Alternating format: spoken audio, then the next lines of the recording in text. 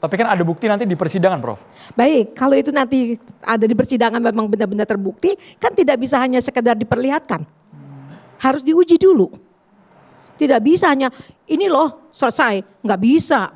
Karena itu kan harus diuji dulu, betul apa tidak. Gitu. Kalau cuma sekedar dilihatin gitu aja, ya namanya nggak ilmiah dong. Menurut saya seperti itu. Pertanyaannya, Prof.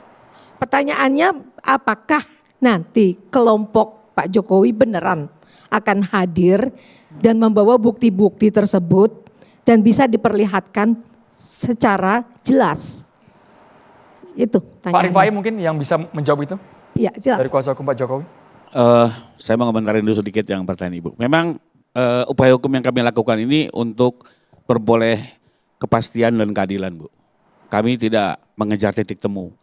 Kami juga tidak memaksa orang yang membenci harus menjadi sayang. Itu hak dalam negara demokrasi. Orang mau membenci Pak Jokowi silakan, sampai kapan pun silakan. Sampai ke akhirat pun benci ya selok monggo-monggo kerso. Tapi izinkan juga kami ingin meluruskan persoalan kuliah ini, Bu. Ya, karena lagi-lagi buat Pak Jokowi, beliau sendiri dalam kondisi keluarga yang sangat terbatas, hidup di bantaran kali, menyelesaikan perkuliahan sampai bisa masuk di fakultas yang cukup ternama juga suatu kebanggaan. Orang tuanya mampu mengantarkan pendidikan anaknya dengan segala keterbatasan, tapi sekarang hari ini seolah-olah diputar balik dengan semudah itu tanpa pertanggungjawaban. Ini yang menurut kami ingin diluruskan. Jadi intinya sekali lagi agar jelas ada kepastian. Apakah betul Pak Jokowi pernah berkuliah di UGM sehingga tuntas dan apakah betul Pak Jokowi menerima ijazah ini asli dari UGM. Hanya itu. Dan biarlah di dalam negara hukum ini ya akhirnya yang bisa memutuskan pada saat terjadi perbedaan mendapatkan pengadilan. Kembali lagi Pak Jokowi tidak mengejar soal pembidaan apa segala macam. Nanti di sidang beliau akan menyatakan itu. Nah terkait dengan yang Ibu katakan apakah Pak Jokowi akan hadir. Kebetulan kami 1 minggu yang lalu kembali lagi bertemu dengan Pak Jokowi di Jakarta. Beliau hadir habis upacara Bayangkara itu ya. Kami diundang dan saya menanyakan kembali. Bapak ini sudah banyak wartawan bertanya apakah Bapak akan hadir dalam persidangan Ibu Tifa. Beliau menyatakan akan hadir secara fisik dalam persidangan, tidak melalui Zoom ya, karena beliau ingin menunjukkan penghormatan saja kepada lembaga peradilan, datang seperti rakyat biasanya, melakukan upaya hukum dan memohonkan keadilan pada hakim. Dan beliau akan melakukan ini seperti masyarakat biasa. Dan mungkin perlu dicatat Prof, ini pertama kalinya dalam sejarah penegakan hukum di Indonesia, seorang presiden datang langsung ke persidangan. Seperti kita ingat di zaman Pak Harto dulu, beliau tidak hadir karena keterbatasan fisik. Lalu kedua, kebetulan saya pernah menangani kasus Pak Hadi Ramalan di kasus Bulogate. Kita ingin mendengar keterangan Pak Habibie, beliau juga waktu itu hadirnya secara telekonferensi dari kedutaan Indonesia di Jerman. Ya. Jadi dua presiden tidak hadir, satu tidak hadir karena keterbatasan fisik, satu melalui telekonferensi. Dan inilah pertama kalinya beliau hadir seperti rakyat biasa, duduk di Pengadilan Negeri Jakarta Timur dan akan menjelaskan seluruh fakta yang dia ketahui secara di bawah sumpah dan beliau akan menunjukkan seluruh bukti-bukti yang dimiliki yang memang sebagian besar sudah disita oleh pihak penyidik dan sekarang dipegang oleh jaksa ya. Dan beliau memastikan juga selain akan menunjukkan ijazah SMA dan S1, beliau juga akan membawa ijazah SD dan SMP-nya. Dipastikan hadir ya Pak? Dipastikan hadir. Secara fisik datang langsung ke persidangan. Seminggu yang lalu kalau saya tanyakan beliau menyatakan pasti akan hadir.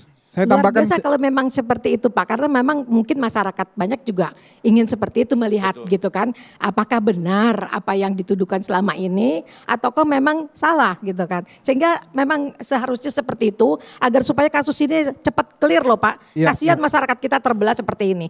Ya. Saya tambahkan sedikit, Ya tadi juga Pak Jokowi kembali menyatakan di depan publik, ya per hari ini, tadi kembali menyatakan di depan publik, ya bahwa akan hadir secara fisik dan menunjukkan seperti yang dijelaskan Bang Rifai tadi. Saya menanggapi Prof.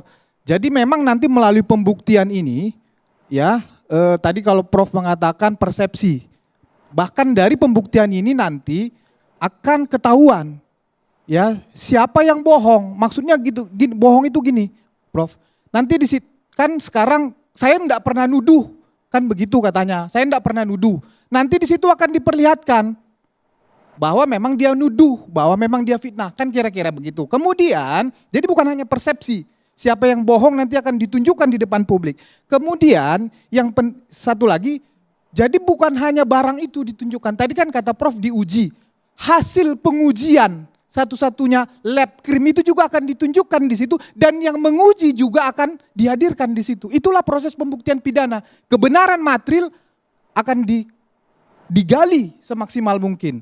Jadi tidak mungkin dan tidak saya yakin, saya optimis tidak akan ada rekayasa di sini karena semua mata memandang ke sini. Ya, baik dari pihak katakan terdakwa, dari kita sebagai pendukung maupun publik dan pakar-pakar hukum dan pakar yang lainnya. Itu, terima kasih. Semua dihadirkan. Dokter Tifa? Ya, mudah-mudahan apa yang kali ini beliau sampaikan kepada para lawyer dan pendukungnya benar ya. Karena saya itu trauma dengan SMK 6.000 itu ya. Dan berbagai macam hal-hal yang kemudian dianulir sendiri gitu ya. Begitu banyak janji-janji beliau. Nah kali ini mungkin ya setelah nggak jadi presiden mudah-mudahan apa yang beliau katakan bukan kepada kita ya, kepada para lawyer maupun kepada para pendukungnya kali ini benar. Maka saya juga sarankan Bang Rifai bilangnya insya Allah ya. Karena kita nggak bisa kita sebagai umat muslim mohon sampaikan kepada Pak Jokowi jangan bilang pasti. Karena kepastian itu hanya milik Allah. Maka insya Allah, kalau mau hadir, katakan insya Allah. Tapi hal ini yang dinantikan dari pihak Dokter Tifa. Oh iya, tentu saja ya. Karena gini, saya sangat menanti kehadiran Pak Jokowi Widodo di PN Jakarta Timur. Kenapa? Karena saya mau bertanya tentang 709 dokumen ini. Ya, karena ini nih bukan sekedar ijazah sokot ya, beliau punya ini bukan ijazah beliau ya. Ini produk digital yang saya dapatkan di internet ya. Ini bukan ijazah beliau ya. Dan ini bahan kajian saya di sini kan ya, gitu. Nah, yang lebih buat saya excited itu 709 dokumen ini. 709 dokumen yang setahun ini juga sudah saya pelajari. Daftarnya juga saya sudah dapatkan salinannya dari Polda Metro Jaya ya. Jadi salinannya 709, 505 salinan ini sudah kami pelajari setahun.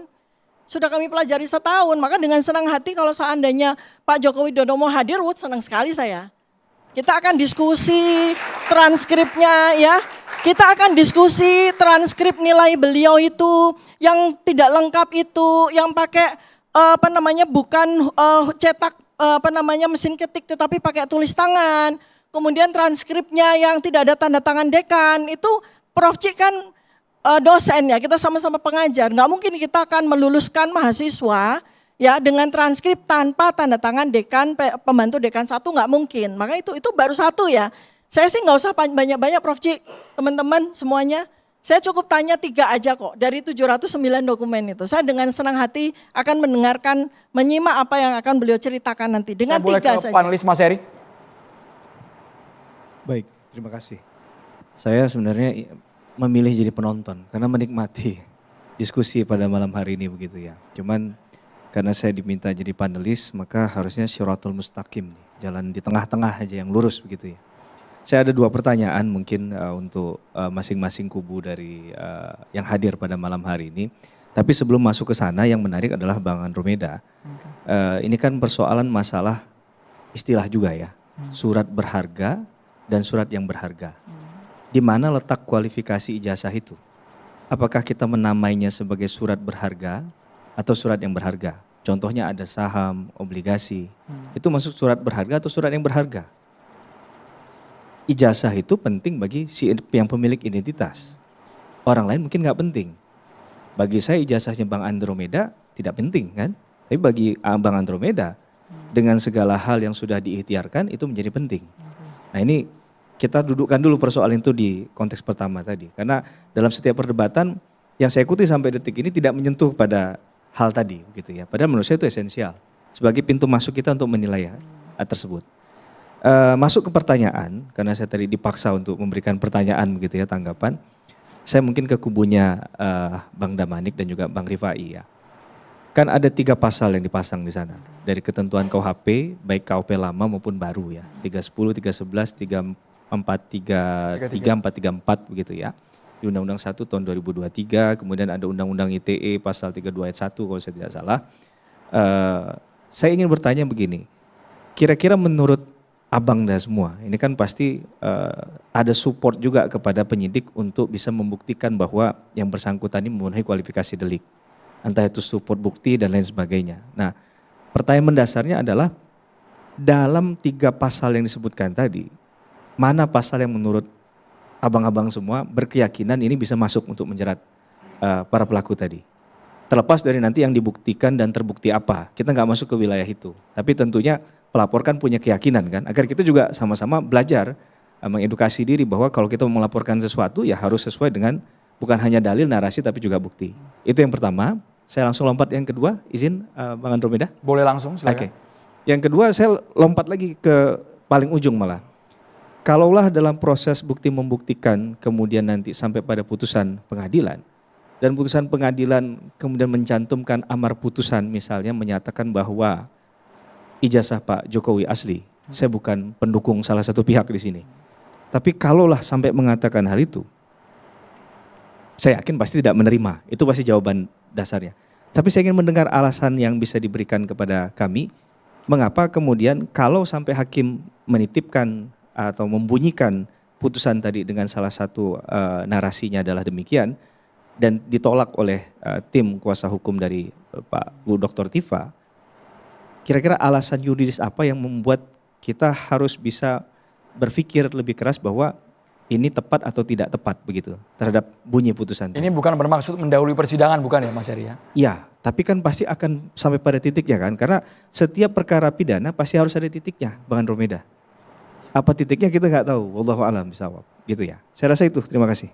Dijawab dulu oleh Pak Rifai soal dari 3 pasal tersebut yang paling yakin akan diterima oleh hakim yang mana? Sebelum nanti dijawab oleh Dr. Tifa dan juga Dari Pak 3 Heri. pasal memilih 1. Boleh Oke, 3 kalau boleh salah saya Apa saja? berpandangan, ini kan pandangan hukum ya, pasal fitnah akan terbukti ya, karena memang yang disampaikan ini adalah sesuatu yang tidak sesuai dengan fakta yang sebenarnya, dan kami berpandangan para tersangka juga sudah mengisyafi ini dari awal. Ya. Jadi bukan sesuatu yang tidak diketahuinya gitu ya. Jadi ada unsur kesengajaan di situ untuk memang menebar fitnah ini untuk dikonsumsi publik ya. Lalu yang berikutnya saya melihat di pasal 35 ya. Karena saya melihat memang ada rekayasa IT yang seolah-olah menyatakan bahwa kegiatan bahkan penggunaan aplikasi ini dalam rangka bagian dari digital forensik yang sebenarnya tidak demikian adanya. Penggunaan aplikasinya juga tidak tepat, bahkan terjadi rekayasa penggunaan data elektronik ya, yang tidak bisa dipertanggungjawabkan secara digital forensik. Jadi pemahaman 35 ini lebih kepada fitnah, kegiatan rekayasa IT. rekayasa manipulasi data Itu 32, di 35 aja kalau saya. di 35. Demikian, itu kalau pandangan saya seperti itu. Terima kasih. Saya akan jelaskan dengan ditayangkan pasal-pasal itu. Biar mahasiswa juga tahu pasalnya berbunyi. Yang tadi sudah 310 Bang yang sudah kita Bukan. tayangkan. Ya oke, 310 udah jelas. Kemudian fitnah itu adanya di 434. Mohon ditayangkan, nanti saya akan jelaskan. Sambil kami coba tampilkan pasal fitnah 434. Ini kalau sepak bola, ya faktanya kan dari dulu kan yang bersebelahan kan Bu ya. Tapi kalau kemarin tadi pagi itu sudah dimenangkan, itu berarti kena 1-0 kan begitu Bu. Kalau sepak bola gitu loh. Ya kan, kebetulan ada Piala Dunia sekarang. Coba ya. Ini ya, jika setiap orang sebagaimana dimaksud dalam pasal 433, jadi tidak bisa dipisahkan dengan pasal pencemaran nama baik. 433 ini itu di KUHP baru, ya kan? KUHP lamanya 310, yang 433 tadi ya, 310. Karena unsurnya sama, jadi saya tidak ulangi. Coba ini, diberi kesempatan membuktikan bla bla bla ya dan sebagainya. Ya, nomor 2, pasal ayat 2 dibacakan. Pembuktian kebenaran tuduhan sebagaimana ini fitnah tadi yang dikatakan fitnah. Ya kan? Pada ayat 1 hanya dapat dilakukan dalam hal. Jadi tidak tiba-tiba, oh ini fitnah. Dalam hal hakim memandang perlu untuk memeriksa kebenaran tuduhan itu dengan menguji dulu apakah ijazah Jokowi asli apa tidak. Kalau ternyata itu asli, baru bisa dikatakan fitnah. Kan belum pernah diuji. Itu pun beberapa tokoh termasuk Mahfud MD mengatakan harus diuji dulu. Ya kan? Kemudian tersebut guna mempertimbangkan keterangan terdakwa bahwa kepentingan umum, ya kan? Perbuatan tersebut untuk kepentingan umum atau karena terpaksa untuk membela diri. Tetap ada kata-kata kepentingan umum. Sekarang apa sih kepentingannya Dr. Tifa? Coba, bukan ditipu, bukan apa, tapi untuk kepentingan seluruh bangsa Indonesia. Untuk kepentingan umum. Salah satu bukti ya, kemarin itu dari CNN datang, Al Jazeera datang, banyak. Ini udah masalah global, masalah umum. Maksud Anda karena ini ijazah Presiden ke-7 Joko Ya, Widodo? iya, kepentingan Ijazah umum. seorang pemimpin negara. Karena diduga bahwa ijazah itu palsu. Sejarahnya ada, yaitu persidangan Bambang Tri dan Gus Nur. Dalam peristiwa Bambang Tri dan Gus Nur itu, kan Bambang Tri itu kan teman katanya dengan Jokowi, mengatakan Jokowi tidak punya ijazah. Dilaporin pidana, walaupun bukan oleh Jokowi ya, dilaporkan pidana dengan dakwaan ya, dakwaannya itu kebohongan yang menimbulkan keonaran. Jadi dikatakan orang ini bohong, tetapi ijazahnya tidak dihadirkan dalam persidangan ini. Ini pidana loh ya. Yang mana orang yang menuduh harus membuktikan kan begitu. Ya. Satu, ijazahnya tidak dihadirkan. Masalah ini adalah masalah ijazah Jokowi. Seharusnya Jokowi juga diperiksa sebagai saksi. Ini tidak juga. Hanya mendatangkan fotokopi ijazah. Ini ahli hukum ya, saya mau tanya. Apa boleh dalam persidangan itu dengan fotokopi yang menyebabkan putusan itu menghukum orang sampai 6 tahun hanya dengan fotokopi? Saya ini 40 tahun sebagai lawyer, setiap apalagi perdata, pidana, apalagi pidana nasib orang. Jika kita menunjukkan satu fotokopi, aslinya harus ditunjukkan. Nggak bisa enggak. Bayangkan, jaksa menghukum orang dengan bukti fotokopi di mana ada. Dari situlah, dan kebetulan pada waktu itu, lawyernya mereka itu adalah TPUA. Hanya bingung mereka, punya ijazah enggak sih orang ini? Ini sejarahnya. Akhirnya bersuratlah mereka langsung ke Pak Jokowi. Pak, saya mau datang, mau melihat ijazah Bapak. Ke UGM juga. Bahkan karena rombongan pakai bis, maka dia juga bikin pemberitahuan ke kepolisian. Jadi semua sampailah ke sana. Ada pengacara Jokowi ya salah satu, kita sebut aja Prof. Firman, katakan, tabayun dong, tanya dulu dong. Sudah tanya, udah datang. Juga tidak dijawab, bahkan oh nanti kita buktikan di persidangan. Nah bagaimana? Seorang presiden, yang mana mantan presiden, ditanya oleh rakyatnya, jawabannya seperti itu. Bukan menjawab, tapi bahkan memidanakan. Ya ini. Jadi pasal 434 meneliti untuk kepentingan umum. Tapi ini belum Versinya selesai. Hakim itu mandang perlu untuk memeriksa. Ini ada pasalnya, Mas. Kebenarannya dengan cara apa? Harus membuktikan dulu bahwa ijazahnya Jokowi itu asli. Bahkan kita harus menghadirkan forensik independen. Nggak bisa dari situ. Nah, tadi dibilang diperiksa. Saya bilang, pemeriksaan laboratorium yang awal, kan itu begini ceritanya. Begitu mereka tidak ada jawaban, dilaporkanlah Jokowi di Barreskrim. Dengan pasal 263, 264, 266, kemudian yaitu ijazah palsu. Apa yang terjadi? Cepat segera, tiba-tiba terlapornya itu memerintahkan untuk ijazahnya diperiksa. Kan lucu, biasanya minta pemeriksaan kan pelapor. Bahkan TPUA disatroni ke AHU, Dirjen AHU. Oh ternyata TPUA, loh kita yang melaporkan maling kok malah pelapornya itu yang diselidiki. Ini baru pasal fitnah, yang kedua pasal rekayasa. Sesaat lagi kita harus jeda hanya.